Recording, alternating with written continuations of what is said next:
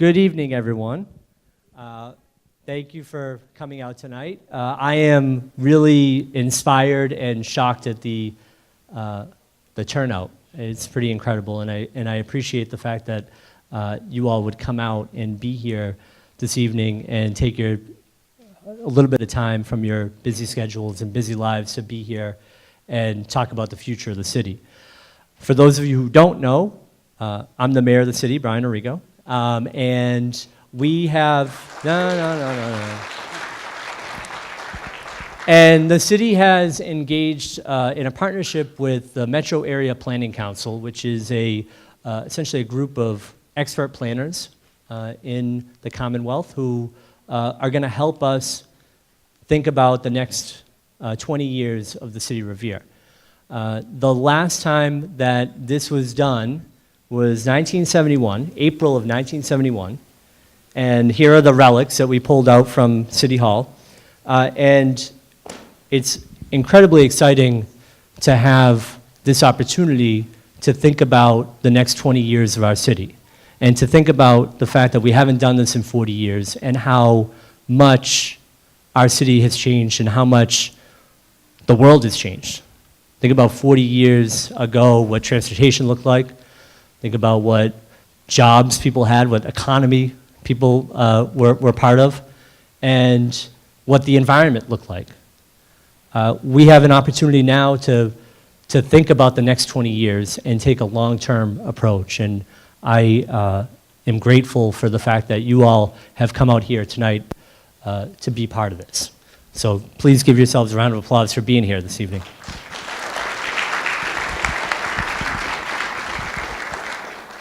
And I've said it a couple times, this is an exciting opportunity. I'm very, very hopeful that we're going to have an opportunity to really define our values as a community. I think the fact that there are so many people here tonight really shows the fact that there's a demand for this kind of conversation. And we also get to build on our traditions as a community and ultimately celebrate the bright, bright future that we have here. So I look forward to talking to all of you. I look forward to hearing your feedback. I look forward to having a conversation. Part of my job as a mayor of the city, is to create the spaces for us to have these kind of conversations, for people to share their vision and be engaged. And so it's very, very, it's just incredible that we have this amount of engagement here this evening. Before I turn it over to the folks from MAPC, I do want to thank a couple of people. I want to thank the elected officials who are here with us this evening, including from members of the City Council, Anthony Zambuto, Councilor at Large, Ward 5 City Councilor John Powers, Ward 2 City Councilor Ira Novoselsky, School Committee Woman Carol Ty, School Committee Member Michael Ferranti, School Committee Member Stacey Rizzo, School Committee Member Jerry Visconti, and of course, the Speaker of the House's aide, Joan Machillo. Thank you for being here, Joan. With that, I am going to turn the mic over to Ralph Wilmer. Ralph is with the MAPC, and he is part of the group that will be shepherding the city through this master planning process. Thank you. We really appreciate everyone being here. This is, as the mayor indicated, a great turnout. I've done a number of these plans, and I would have to say this is a record breaker for me. So thank you for taking the time to do this. So I'm going to do a quick introduction. We're going to talk about what a master plan is, a little bit of history, how we got here, what the master planning process is. We're going to go over some maps and some demographic information, and then we'll talk about next steps, the first of which will be for you to continue to explore the information out in the hallway and to provide your input into this process. So in terms of welcome and introductions, we did some of them. We also have a steering committee, so maybe the easiest thing would be for steering committee members to sort of raise their hands. This is a steering committee that will be working with us on the master plan process. And we have members of the city planning department, Tech Lang, Bob O'Brien, Frank Stringy, maybe some others who are here. And then we have Metropolitan Area Planning Council staff. So first of all, as a way of introducing who we are the Metropolitan Area Planning Council. We are the regional planning agency that covers 101 cities and towns in the greater Boston area. So geographically, if you think of everything within 495, those cities and towns represent the communities within our jurisdiction. We provide technical assistance to numerous communities. We add planning capacity through projects like this. So we do master plans, we do open space plans, we do housing plans, we do zoning work, we do clean energy and sustainability work, we do transportation work. But we are here as an agency to assist cities and towns with large, complex planning projects. And we're really excited about doing this master plan for the City of Revere. So we do have, I think there's 8 of us here. So my name is Ralph Wilmer, as was mentioned. I'm a principal planner and co-project manager of this project. And Betsy Cowan, who will be doing the other half of the presentation, is our economic development director, and she will also be doing some of the presentation when I'm done. But we also have other staff members here who you'll meet outside. We have Courtney, we have Alex, we have Sasha, Kasha. They'll be talking about some of the issues outside, and then the people at the front desk, Yolando and Christian, who've been helping us with a lot of the community outreach. So what is a master plan? It's a strategic framework for future land use decision-making in the City of Revere. We look at it as a blueprint. It lays the groundwork for future land use decision-making that the city will undertake, whether it's for housing or economic development or parks and open space, things along those lines. We'll be looking at how the city has changed over time, and with input from meetings like this and other meetings that we'll have along the way, we're going to develop a vision for the city, and we're going to identify goals and objectives. So the input that you provide here tonight will be very valuable for pulling together our vision and goals for the future. While we are here to help write the plan, it is the city's plan. That's why we're doing events like this. We're really looking to have your input so that we know how people in the city feel about some of these issues, and we look forward to your input along those lines. So we'll be doing the vision, we'll be preparing some goals and objectives, but what really boils down at the very end of the process is an action plan where we'll recommend specific strategies, we'll identify who's responsible for making those strategies happen, and that's really how the plan gets implemented. So next slide will tell you quickly what a master plan is not. It is not in and of itself a zoning ordinance. It is not a subdivision regulation. So master plans don't have the teeth that a law or a regulation would have, but it is a blueprint. It's our policy guide for land use issues within the city. It's not a budget.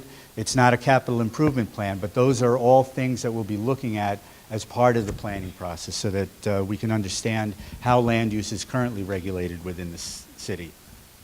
So in terms of the elements of the plan, when we talk about master plan elements, we talk about, what are the chapters of the plan. So there'll be about 8 or 9 different chapters of the plan. They're listed here, and they're all related to topics that we hope that you'll talk more about with us in the hallway after the presentation. So it includes transportation and mobility, it includes open space and recreation, sustainability and clean energy. We'll be looking at climate resiliency, housing, economic development, public health, historic and cultural resources, public facilities and services, and land use and zoning related issues. And then finally, the implementation plan that'll really demonstrate how the plan will be implemented over the long term. So how did we get here? The city has undertaken a lot of other plans beyond the ones that the mayor pointed out from the last century. Most recently, we did an open space and recreation plan for the city, which has been conditionally approved, so that's something else that MAPC has done. But here's just some examples of some other plans that have been done relating to waterfront planning and corridor studies, and we've worked with some other organizations to do some neighborhood plans as well. So Next Stop Revere, which is the name of the plan, is going to be the most comprehensive planning effort that the city's undertaken in some time, and we're going to build on the information that is reflected in some of those documents that are shown up there, and it'll help the city in terms of our looking at input from city residents, city businesses, government leaders, elected officials, and so on and so forth, to help define what the future of the city is. And the plan will have like a 10 or 15-year time horizon. So with that, let me turn it over to Betsy, and she'll go into more details. So I'm just going to run through a couple elements of what we're looking at in the plan and then how the process is going to work. So many of you have talked about some of the challenges that you're seeing, but also there are incredible opportunities in Revere as well. I'm going to highlight some of these opportunity sites for you, and you'll be able to see some of these on the maps outside. Certainly Wonderland is an opportunity that we've seen. It was recently demolished, the demolition was completed, and so there's questions about how that site is going to be used. NECO, and we know that obviously that's affected many of you in this community with its recent closure, so we'll be looking at opportunities for that site as well. And just a note, as I'm talking about these sites, we're not going to be figuring out specific plans for each of the parcels, but we do want to hear your feedback, and then we'll be incorporating those parcels into our overall thinking about the goals of the plan. We'll be looking at the key transit nodes. Revere is well served by transit. We also know that there are transportation challenges, and that's one of the sections that's going to be covered in the plan. So we'll be looking at the 3 T-stops that are major transit nodes. And then we're also looking at several of the key commercial districts. So Beachmont, Broadway, Revere Beach, Revere Street, Shirley Ave, and Squire Road. And certainly there's other smaller pockets that are important to each of you here. So in our economic development portion of the plan, we'll be talking a little bit about small business development and overall commercial development in the city. Finally, Suffolk Downs is a key element that's going to be affecting the plan and the vision and goals of the plan. Obviously, it's nearing the end of the planning process there, but all of the things that are going to be happening around Suffolk Downs are going to affect the overall development of our plan and our thinking about the development of the city. And finally, I know the principal of the high school is here, and there are several members of the school committee. We're going to be looking at the Revere High School. I know some of you went there. And again, just a note, our goal is not to figure out a specific location for the high school, but to start to highlight some of the challenges and opportunities that might exist for thinking about a new location. Briefly, I did want to just go over the steering committee so that you all can understand what their role is. They've been appointed by the mayor, and this is a committee that really helps to ensure that we as consultants and the city are really reflecting the needs and vision of the community. So it's a diverse group of people that have been selected to participate as advisors throughout the process. So they'll be providing us with guidance. They'll be speaking with all of you about what you're experiencing in the city. They'll also be reviewing drafts of the plans, again, to make sure that we're really reflecting what you all are seeing in the community. So they'll be helping with outreach, and there's a really strong community engagement team. You've met some of them already, and certainly the turnout is a testament to all of the strong work that we've been doing to engage folks in the community. We'll be doing more around surveys and workshops, focus groups, and the steering committee is going to help us really ensure that we're hearing from everyone. And finally, they once the plan is done, certainly many of them participate on different committees or have official roles with the city, so they will be helping to ensure that the plan is implemented. And that's one of the questions that we got is, after we do this plan, and as Ralph mentioned, there will be an implementation plan as part of the master plan to ensure that it's not just a nice document that is sitting on the stage at a future meeting, but something that's actually implemented. I'm going to talk a little bit about the process to ensure that everyone understands how long this is going to take. And this is a general framework. Some things are subject to change as we gather more information and as we work with all of you around your timing. So today is January 15th, so we're starting with an open house. Certainly we have begun the process in the fall because we started speaking with the city and getting things in place to ensure that we were well prepared for today. And our team, you'll see on the boards outside, our team has already been gathering a lot of information.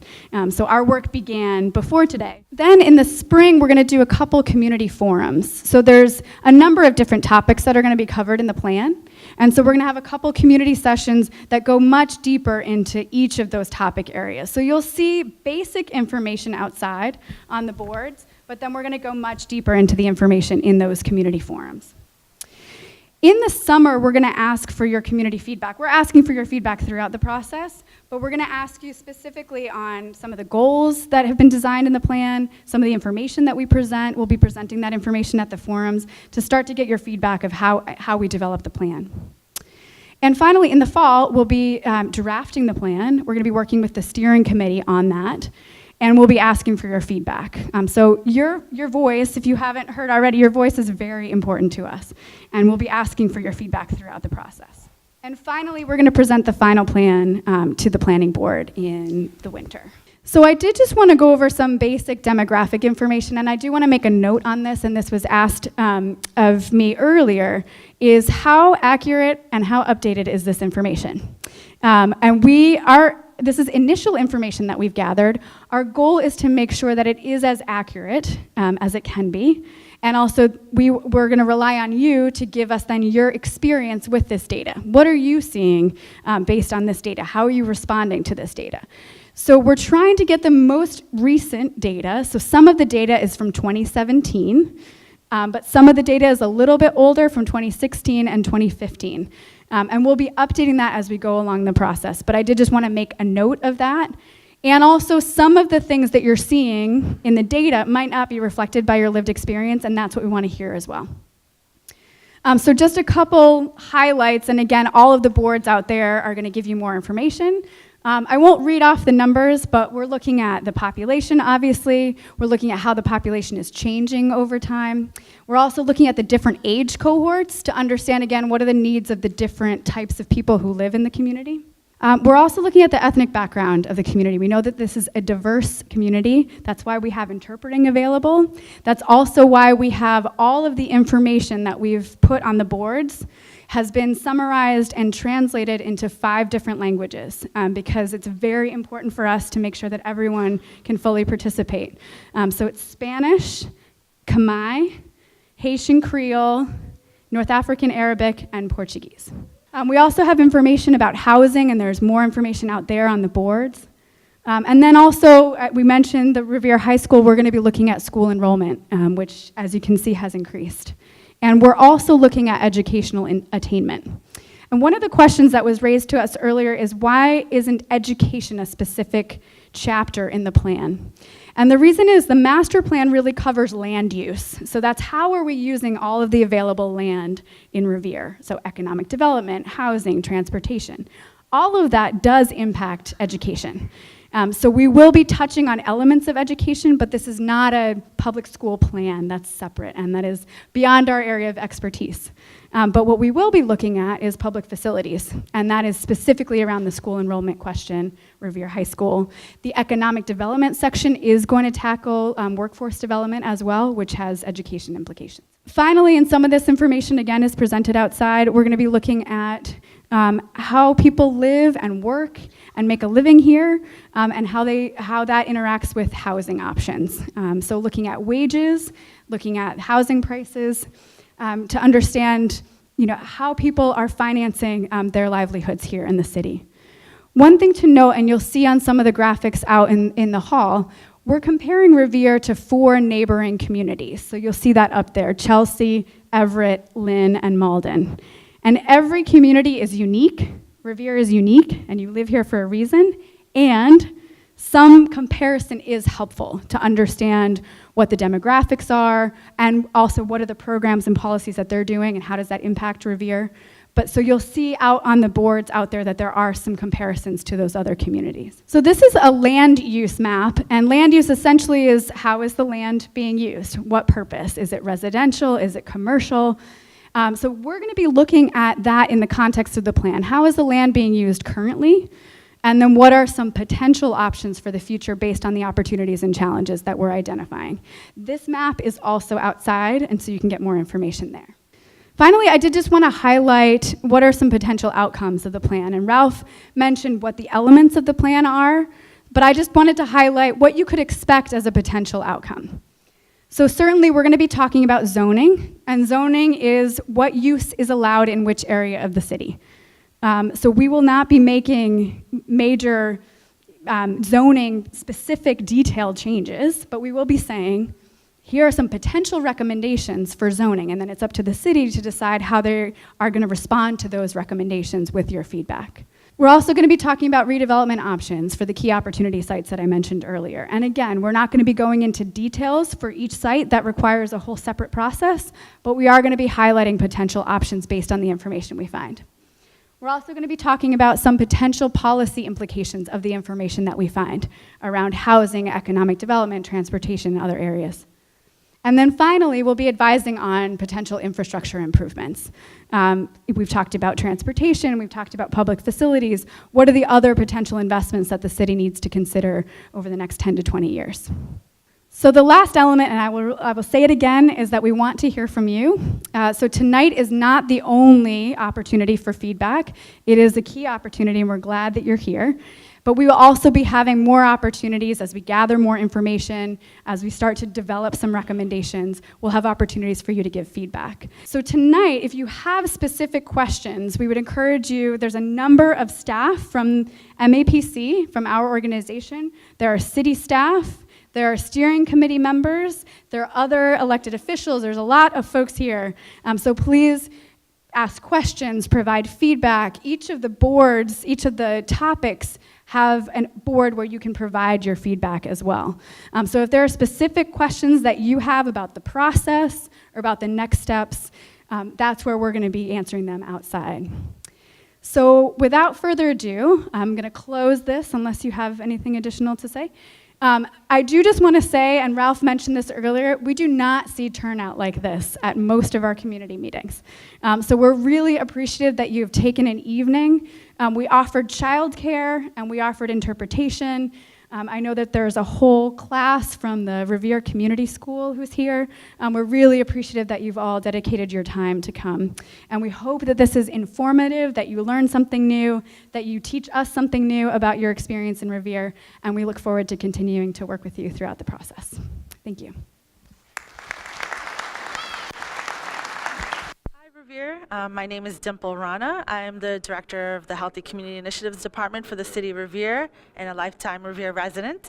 And we are here tonight at the kickoff for the city's master plan process, which I know I'm really excited for because the next 20 years, we have an opportunity to give input towards those next 20 years. And I hope that you and your families, your friends, your neighbors all have an opportunity to get involved. This is going to be about a 9-month-long process. Over the next few months, there's going to be other opportunities for you to provide your input and contribution to where you'd like to see our city grow and move it towards in the next 20 years. My name is Kasha Hart. I am the Transportation Policy and Planning Specialist with the Metropolitan Area Planning Council. One thing that we're really interested in hearing more about today is how do Revere residents want to get around the city. We know that traffic congestion is a big concern, and so part of the way we can offer some suggestions as to how best to alleviate that is to think about what are some other ways to get around besides driving. So today we're interested in learning more about where people already enjoy enjoy walking or biking, and also where they feel unsafe, just to get a better sense of what are some recommendations that we can make in terms of making Revere a bit more walk-friendly, bike-friendly, and enhancing our access to public transportation.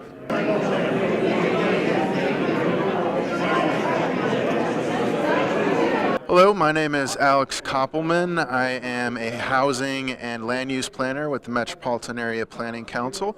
And I'm here tonight to talk to folks about housing conditions in Revere.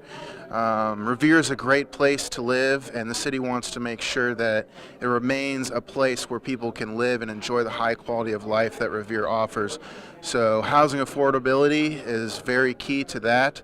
So we are analyzing the ability for residents to afford housing and looking at some of the changing trends in housing as we look towards Revere's future. Hi, my name is Sasha Scheideroff. I'm a clean energy and climate planner at the Metropolitan Area Planning Council, and I'm here today talking about sustainability in Revere and how to make Revere a more sustainable and livable community.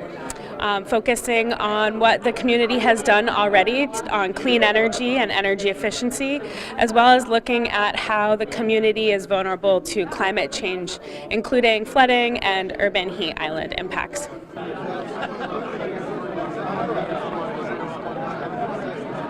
Hello, my name is Courtney Lewis. I am a regional land use planner with MAPC, and I will be presenting this evening public facilities and services for the City of Revere. Population trends show that the City of Revere's population will grow over time, and so the importance behind planning for public facilities and services. So this map shows Revere's public facilities, which include schools, hospitals, public libraries, police and fire stations throughout the community. And we know that the population is expected to grow over time, and so we want to plan effectively for that. And part of that means making sure that the facilities and the services meet the needs of residents. And that's important for planning for diverse populations. Everything from children entering schools to seniors who want to age in place to everyday hardworking people who have small and expanding families. So my name is Betsy Cowan. I'm the Chief of Economic Development at the Metropolitan Area Planning Council. And one of the topics that we're covering in the plan is economic development. We know that that's really important to Revere, particularly considering the closure of some of our key employers in the city, but also the significant economic development opportunities that exist. So I'll show you a couple of the charts that we've developed that have some information. This one first is showing Revere's largest private employers. And you'll see there's a range of them at a range of price points as well in terms of the wages. And one of the things that we're thinking about in the plan is how we can incentivize additional employers to come to Revere, and also how we can have more workforce development opportunities. And that relates to education. We'll be talking about that a little bit as well as we talk about economic development. How do we prepare people for the jobs of the future? And this other chart here looks at some of the commuting patterns of residents of Revere, looking at the number of people that work in Revere, but also the significant number of people that work outside of the city. We're also looking at the trends in terms of where people are working, and then looking at some of the developments that are coming down the pipeline, particularly around hotels. So some of the questions that we're asking in Revere are, how do we help people be able to generate a living wage so that they can afford to live here? And what are the implications in terms of how they get to work, where they purchase goods and services, how they participate in their community in terms of the economic angle? We were really happy tonight with the turnout. There were people that came out from all over Revere. One of the things that we really tried to do was make sure everyone had access in different languages. So we offered materials in 5 different languages: Spanish, Haitian Creole, Khmer, Portuguese, and Arabic. And if you weren't able to come tonight, or if you came and you want to provide more information, you can visit the city's website at revere.org. There will be more information about the plan at that website. Also, you can engage on social media using the hashtag NextStopRevere if you want to provide feedback or encourage your neighbors to come to future events. We'll be hosting forums throughout the spring and then asking for your feedback in the summer. So again, revere.org, and thank you to everyone who came tonight.